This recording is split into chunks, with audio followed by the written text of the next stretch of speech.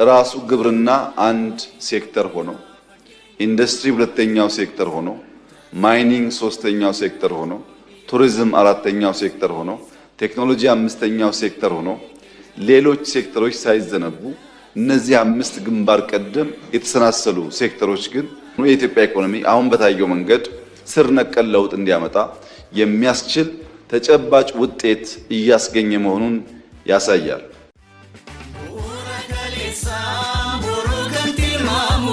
ዲሞክራሲ ወራፍ ነጋቢያ ካሙ ሰደኔ ሱማዳን ኢትቼ ቶኩሙ መዳዲኒ ቢያ ሙለቴ ዱጎሙ ኦልካት ጀኔ ኦልካት ኢትዮጵያ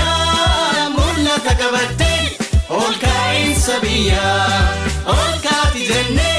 ኦልካት ኢትዮጵያ ሙለተ ቀበቴ